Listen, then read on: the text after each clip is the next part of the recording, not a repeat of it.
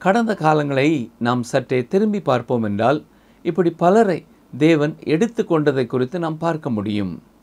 சிலரை பொறுப்புகளிலிருந்து தூக்கி எடுத்து விடுகிறார். இன்றும் இந்த உலகத்தில் யாரையாவது அகற்ற வேண்டும் என்றால் அது அவருடைய பணி, நம்முடைய பணி அல்ல.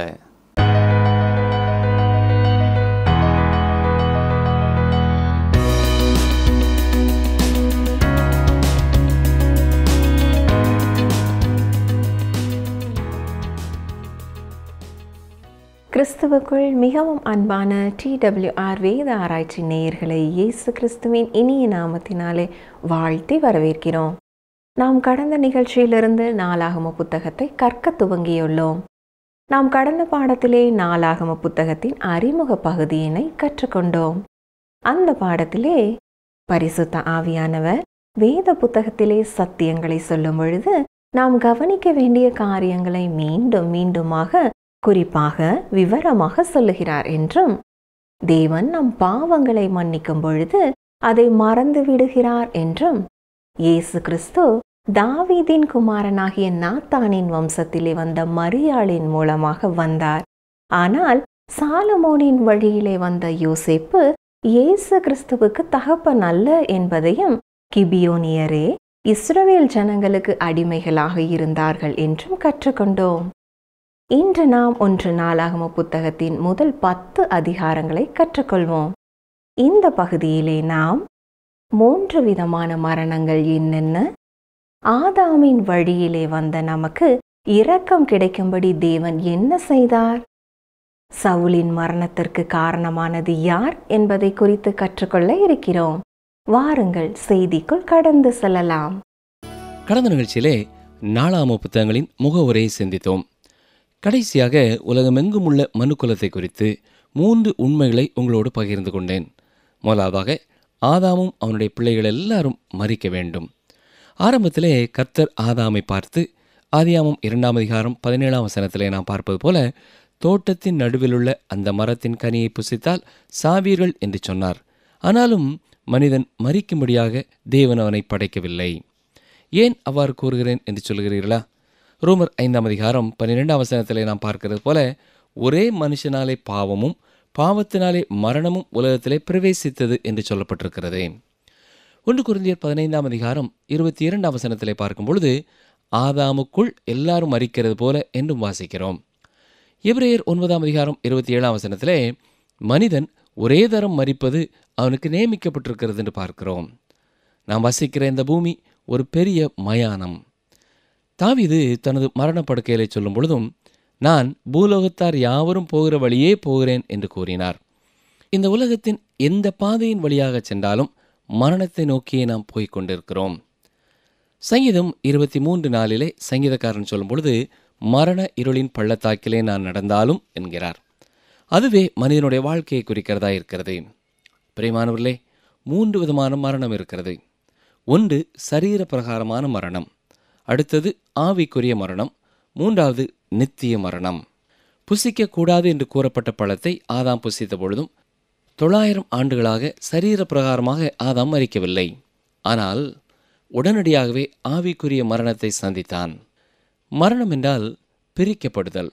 சரீர பிரகாரமான மரணத்திலே சரீரமும் ஆவியும் பிரிகிறது. ஆவிக்குரிய மரணம் என்று சொல்லும் பொழுது தேவனுக்கும் மனிதனுக்கும் இடையிலே ஒரு இடைவெளி உண்டாகிவிடுகிறது. நித்திய மரணம் என்று சொல்லும் பொழுது தேவனிடத்திலிருந்து மனிதன் நித்தியமாக பிரிக்கப்படுவதை அது குறிக்கிறது. அதுதான் நரகம் என்பது. தேவன் ஒருபொழுதும் கடந்து செல்லாத ஒரு இடம் அது. அங்கே எந்த ஆசீர்வாதமும் இல்லை, எந்த இரக்கமும் இல்லை. ஏன், தேவனுடைய அன்பும் அங்கே இல்லை.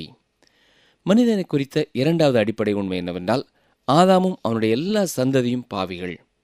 நாம் எல்லாரும் பாவம் செய்தோம் என்று வேதம் தெளிவாக சொல்லுகிறது. நாம் எல்லாரும் ஆதாமிலே மரிக்கிறோம். ஏனென்றால் எல்லாருமே ஆதாமிலே பாவம் செய்தோம். ஆபிரகாம் ஒரு நல்ல மனிதன்தான். ஆனால் ஆபிரகாமும் பாவம் செய்தான். அதற்கு அடையாளம் இஸ்மவேல். காலேப் குறிப்பிடத்தக்க ஒரு மனிதன். ஆனால் அவனுக்கும் மறுமனையாட்டியை வைத்திருக்கும் பழக்கம் இருந்தது. இன்று வாழும் மனிதனையும் பாவம் தேவனை விட்டு தூரம் போகச் செய்கிறது. இன்று மனிதன் வெளிப்படையாகவே தேவனுக்கு விரோதமாக கலகம் செய்கிறவனாயிருக்கிறான். காயின் செய்தது போல தேவனுடைய பிரசன்னத்தை விட்டு தூரமாய் போய்விட்டான். ஏசாயா 59 அதிகாரத்தை நாம் ஒவ்வொருவரும் வாசிக்க வேண்டும். அந்த அதிகாரத்திலிருந்து ஒரு வசனத்தை வாசிக்கிறேன், கவனியுங்கள். ஏசாயா 59:2. உங்கள் அக்கிரமங்களே உங்களுக்கும் உங்கள் தேவனுக்கும் நடுவாக பிரிவினை உண்டாக்குகிறது. உங்கள் பாவங்களே அவர் உங்களுக்கு செவிகொடாதபடிக்கு அவருடைய முகத்தை உங்களுக்கு மறைக்கிறது. ஆதாமும் அவனுடைய பிள்ளைகளும் பாவிகள், தேவனை விட்டு பிரிக்கப்பட்டார்கள். பாவம் ஒரு வியாதியை போன்றது. அது கொள்ளை நோயை போன்றது. அது சந்ததியையே கெடுத்து விட்டது. அருமையானவர்களே, இன்றைக்கு இருதயங்கள் எல்லாமே தீமையானதாக இருக்கிறது. ஆனால் ஒரு சிலருக்கே இருதய பிரச்சனை வருகிறது. புற்றுநோய் பயங்கரமானது. ஆனால் கொஞ்ச சதவீதமானவர்களுக்கே புற்றுநோய் இருக்கிறது. என்றாலும் எல்லாரும் பாவிகளே. ஆனால் இயேசு கிறிஸ்து மட்டும் பாவத்தினாலே மரிக்கவில்லை. ஏனென்றால் அவர் பாவமே செய்யவில்லை. என்னிலே பாவம் உண்டென்று உங்களிலே யார் சொல்ல முடியும் என்று அவரை தைரியமாக கேட்டார். யோவான் 10:18 சொல்லும் பொழுது தன்னுடைய ஜீவனை குறித்து இவ்வாறு சொல்லியிருக்கிறார். ஒருவனும் அதை என்னிடத்திலிருந்து எடுத்துக்கொள்ள மாட்டான். நானே அதை கொடுக்கிறேன். அதை கொடுக்கும் எனக்கு அதிகாரம் உண்டு. அதை மறுபடியும் எடுத்துக்கொள்ளும் எனக்கு அதிகாரம் உண்டு. ஆண்டவராய் இயேசு கிறிஸ்துவை தவிர உலகத்திலே பிறந்த அத்தனை பேருக்கும் பாவம் உண்டு.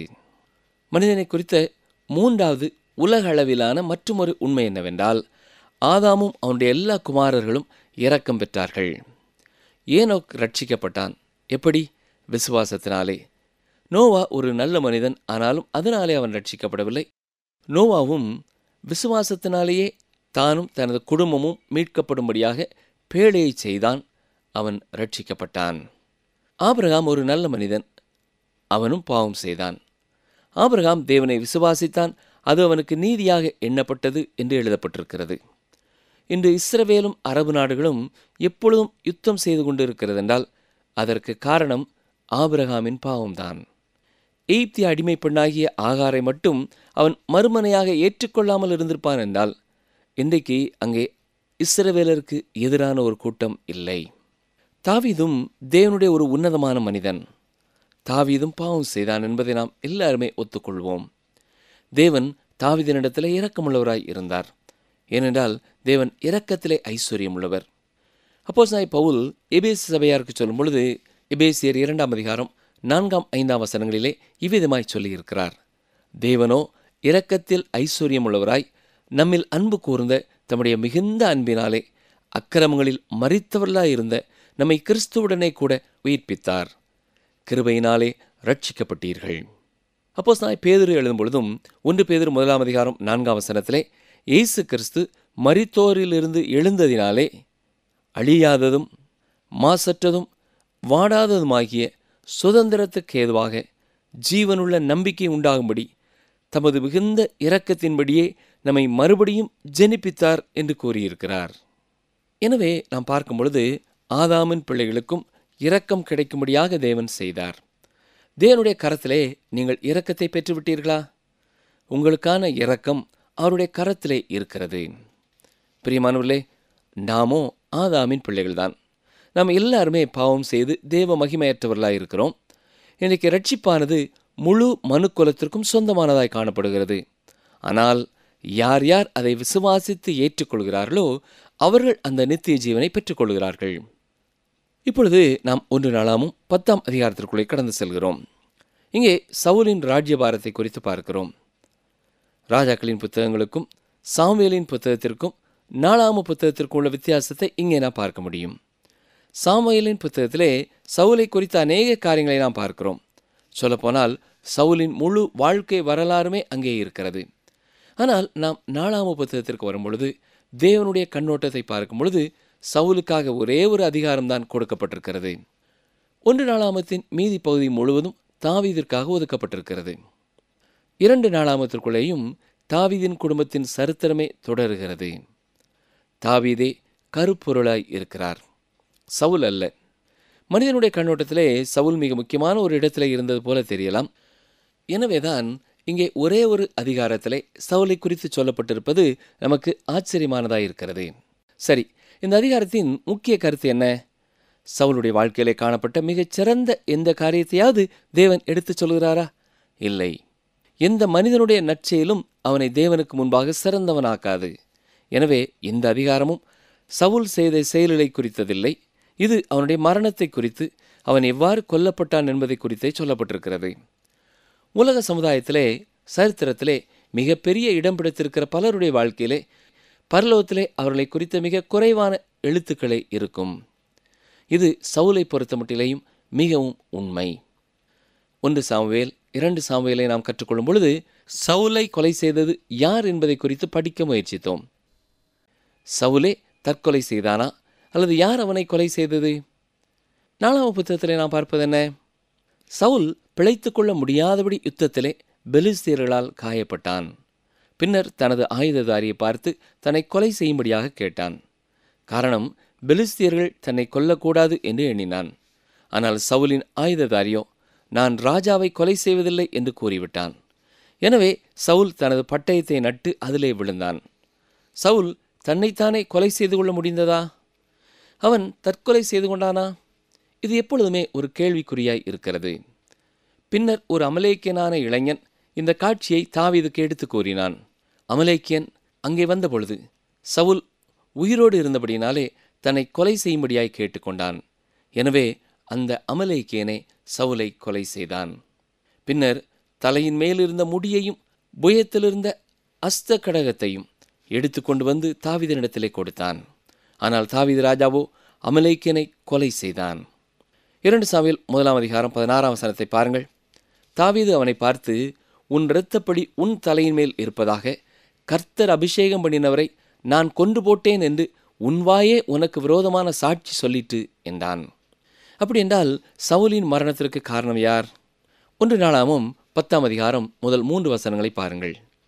பெலிஸ்தர் இஸ்ரவேலரோடே யுத்தம் பண்ணினார்கள். இஸ்ரவேல் பெலிஸ்தருக்கு முன்பாக முறிந்தோடி கில்போவா மலையிலே வெட்டுண்டு விழுந்தார்கள். பெலிஸ்தர் சவுலையும் அவன் குமாரரையும் நெருங்கி தொடர்ந்து சவுலின் குமாரராகிய யோனத்தானையும் அபினதாவையும் மல்கிசுவாவையும் வெட்டி போட்டார்கள். சவுலுக்கு விரோதமாய் யுத்தம் பலத்தது. வில் வீரர் அவனை கண்டு நெருங்கினார்கள். அப்பொழுது சவுல் வில் வீரருக்கு மிகவும் பயப்பட்டு, சவுல் அரசன் பெலிஸ்தியர்களால் காயப்பட்டான். ஆனால் அந்த புண்களினாலே அவன் மரிக்கவில்லை. வசனங்கள் 4 முதல் 7 வரை பாருங்கள்.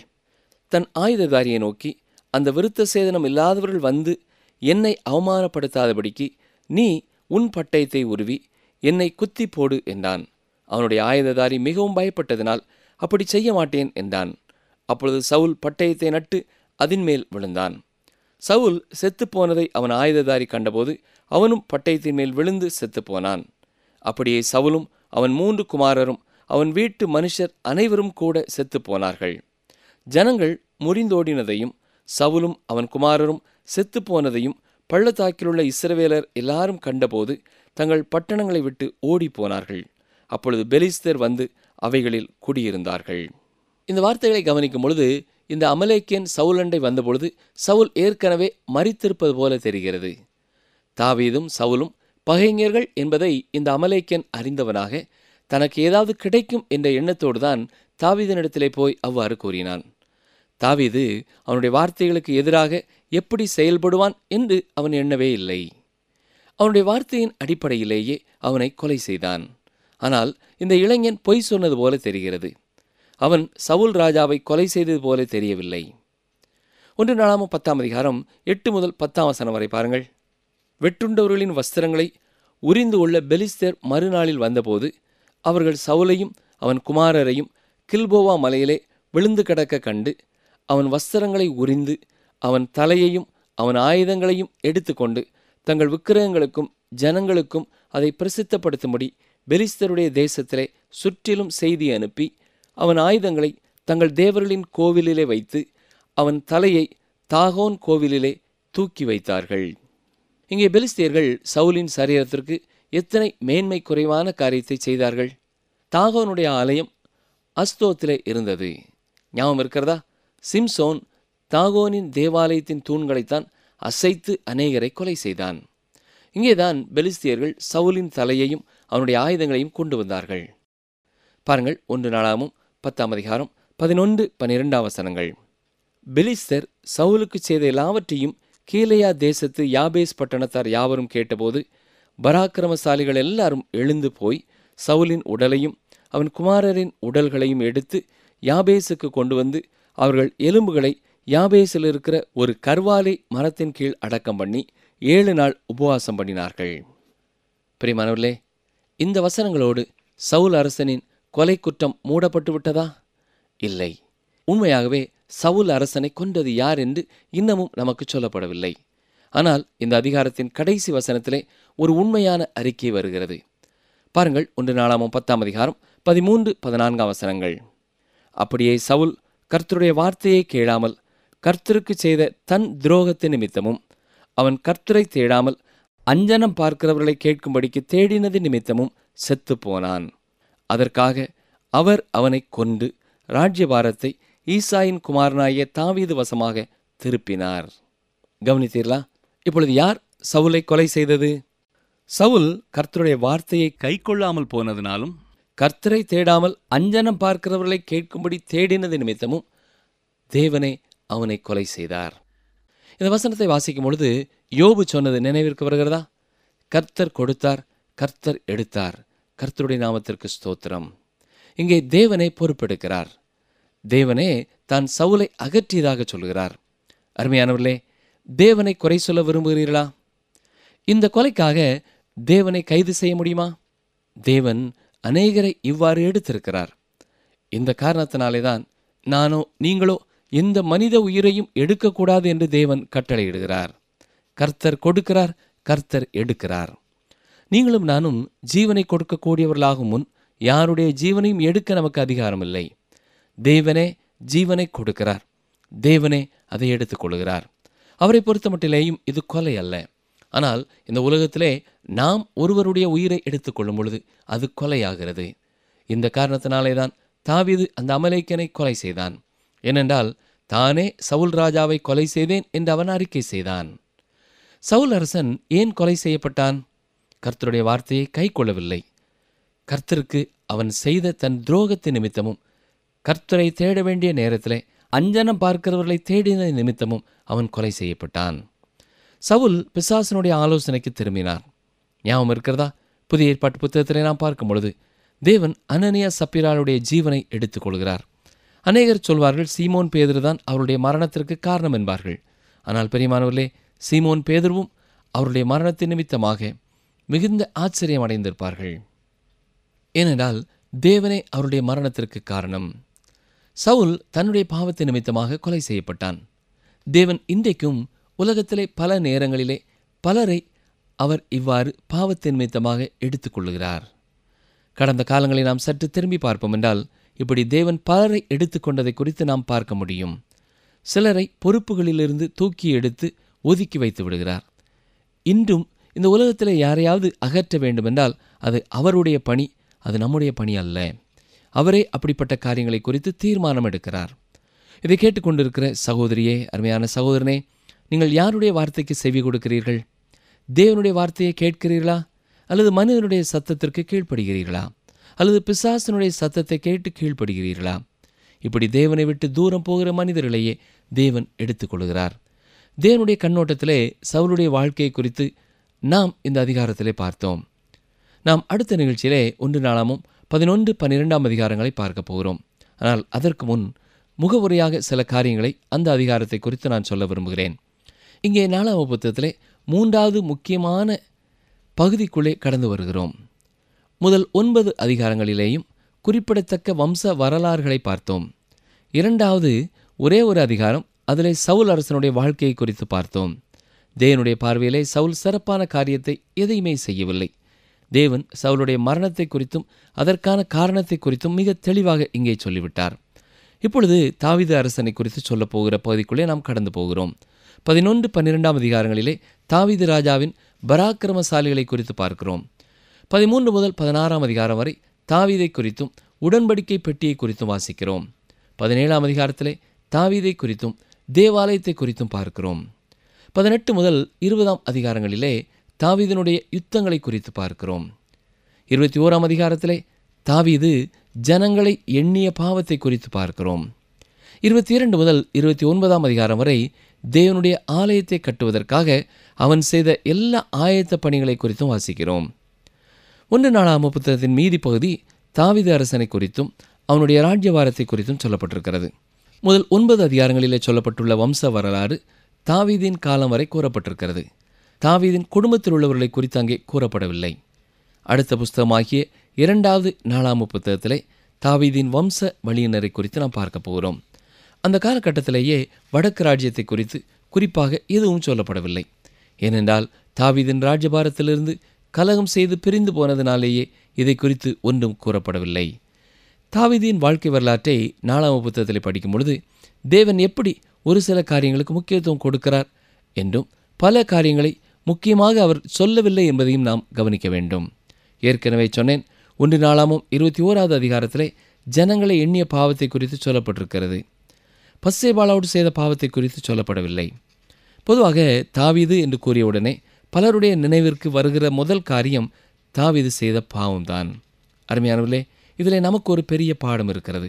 இந்த உலகத்திலே பல கிறிஸ்தவர்கள் பல காரியங்களை பாவம் என்று சொல்கிறார்கள். ஆனால் இன்னும் சில காரியங்களை பாவம் என்று அவர்களே எண்ணுவதில்லை. தேவனுடைய பிரசன்னத்திற்குள்ளே கடந்து செல்லும் பொழுது நாம் அதிக பாவம் என்று எண்ணிய பல காரியங்களை ஆண்டவர் எளிதாக எடுத்துக்கொள்கிறவராகவும், இதில் என்ன இருக்கிறது என்று நாம் எண்ணியிருக்கிற பல காரியங்களுக்கு நாம் பதில் சொல்ல வேண்டியவர்களாகவும் இருப்போம். தாவீதினுடைய வாழ்க்கையை படிக்கிற எல்லாருமே பத்சேபாளோடு செய்த பாவத்தையே முக்கியமான பாவம் என்று சுட்டி காட்டலாம். அந்த பாவத்திற்கான தண்டனையை தேவன் கொடுத்து விட்டார். அது ஒரு பயங்கரமான பாவம்தான். ஆனால் தேவன் அதை மன்னித்து விட்டார். ஏனென்றால் அதை குறித்து தாவீது தேவனிடத்திலே அறிக்கை செய்தான். ஜனங்களின் எண்ணிக்கையை கணக்கெடுத்தது நமக்கு முக்கியமான ஒன்றாக தெரியவில்லை. ஆனால் தேவனை பொறுத்த மட்டிலேயும் அது மிக மிக முக்கியமானது. அதை குறித்து பின்னாலே நாம் கற்றுக்கொள்வோம். எனவே பாவத்தை குறித்து நம்முடைய கண்ணோட்டங்களும் மாற வேண்டும். செயல்களின் அடிப்படையிலே நாம் பாவத்தை குறித்து சிந்திக்கக்கூடாது. எதை எதை செய்தால் பாவம், எதை எதை செய்யாவிட்டால் பாவம் என்று நாம் சிந்திக்க முடியாது. நாம் நம்முடைய எண்ணத்திலேயே பாவம் செய்கிறவர்களாக இருக்க முடியும். பாவம் என்றால் என்ன? இதை குறித்து தெரிந்து கொள்ளும்படியாக வேதத்தை நாம் சரியாக கற்று அறிகிறவர்களாக இருக்க வேண்டும். நிகழ்ச்சியை கேட்ட எனக்கு அருமையான சகோதரனை சகோதரியே, சவுல் தன்னுடைய வாழ்க்கையிலே எத்தனையோ வெற்றிகளை பெற்றிருந்தாலும் அது எதுவுமே தேவனுடைய பார்வையிலே முக்கியமானதாக இல்லை. அவன் கர்த்தருடைய வார்த்தையை கை கொள்ளவில்லை. கர்த்தரை தேட வேண்டிய நேரத்திலே கர்த்தரை தேடாமல் அஞ்சனம் பார்க்கிறவர்களை தேடினான்.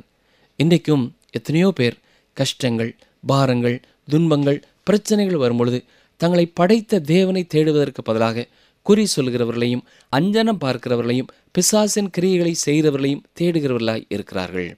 நம்முடைய வாழ்க்கையிலே நாம் தேவனுக்கு எல்லா காரியங்களிலேயும் முதலிடமும் முக்கியமான இடத்தையும் கொடுத்திருக்கிறோமா என்பதை சற்றே சிந்தித்து பார்க்க வேண்டும். பல நேரங்களிலே தேவன் நம்மோடு கூட பேசுகிறார். நாம் அவருக்கு கீழ்ப்படிந்திருக்கிறோமா? கர்த்தருடைய வார்த்தை திட்டமும் தெளிவுமாய் பாவம் என்று நமக்கு அறிவித்த காரியங்களையும் எத்தனை முறை நாம் துணிந்து செய்து கொண்டிருக்கிறோம் இல்லையா? சற்றே எண்ணி பார்ப்போம். அப்படிப்பட்ட எந்த காரியத்தை குறித்தாவது அக்கறையற்றவர்களாக இருப்போம் என்றால் இன்றே பூரணமாய் நம்முடைய வாழ்க்கையை கர்த்தருடைய கரத்திலே ஒப்படைப்போமா? தேவனுடைய பார்வையிலே பாவம் என்பது வேறு, மனித கண்ணோட்டத்திலே பாவம் என்பது வேறு. தேவனுடைய கண்ணோட்டத்திலே அவரை துக்கப்படுத்தும் எந்த காரியங்கள் நம்முடைய வாழ்க்கையிலே காணப்படும் என்றாலும் அதை உணர்ந்து கொள்ளும் உணர்வுள்ள இருதயத்தை நாம் ஆண்டவரிடத்திலே கேட்டு பெற்றுக்கொள்வோம். ஆண்டவரே, வேதனை உண்டாக்கும் வழி என்னிடத்திலே உண்டோ என்று பார்த்து நித்தியமான வழியிலே என்னை நடத்தும் என்று அனுதினமும் ஜெபிப்போமா? ஜெபம் செய்வோம். கிருபை உள்ள நல்ல ஆண்டவரே, இன்றைக்கும் நாங்கள் வாசித்த தியானித்த உம்முடைய வார்த்தைகளுக்காக உமக்கு நன்றி செலுத்துகிறோம் ஐயா. சவுலுடைய வாழ்க்கையை குறித்து ராஜாக்களின் புஸ்தகத்திலே எவ்வளவோ பெரிய பெரிய காரியங்கள் எல்லாம் சொல்லப்பட்டிருந்தாலும் அது எதுவுமே உம்முடைய பார்வையிலே பெரிதானதல்ல என்பதை நாங்கள் கண்டுகொண்டோம். இந்த உலகத்திலே நாங்களும் உமக்காக அதை செய்தோம் இதை செய்தோம் என்று எங்கள் சாதனைகளை குறித்து நாங்கள் எண்ணிக்கொண்டு எங்களுடைய காலங்களை வீணாக்கி விடாதபடி எப்பொழுதும் நாங்கள் உமக்கு பிரியமானதை செய்ய எங்களுக்கு போதித்தரணும். எந்த காரியத்திலாவது நாங்கள் உம்மை துக்கப்படுத்தி இருப்போம் என்றால் அப்படிப்பட்ட காரியங்களை உடனடியாக உணர்ந்து கொள்ளும் உணர்வுள்ள இருதயத்தை எங்கள் ஒவ்வொருவருக்கும் தாரும். தொடர்ந்து உம்மை துக்கப்படுத்தாதபடி மெய்யாய் மனம் திரும்ப கிருபை செய்தரலும். உம்மை தேட வேண்டிய நேரங்களிலே நாங்கள் மனிதர்களையோ பிசாசையோ பணத்தையோ தேடாதபடி உம்மையே தேடி உமது செட்டையின் மறைவிலேயே நாங்கள் வந்து அடைக்கலம் புகுந்து கொள்ள எங்களுக்கு உதவி செய்யும். இயேசு இரட்சகரின் நாமத்தினாலே வேண்டிக் கொள்கிறோம் பிதாவே, ஆமேன். அன்பர்களே, இன்று நாம் கற்றுக்கொண்ட சத்தியங்கள் என்ன? நாம் இந்த உலகத்தின் பாதைகளிலே எங்கே சென்றாலும் மரணத்தை நோக்கியே போய்க்கொண்டே இருக்கிறோம்.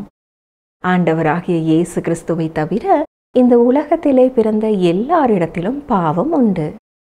எந்த மனிதனுடைய நற்செயலும் அவனை தேவனுக்கு முன்பாக சிறந்தவன் ஆக்காது.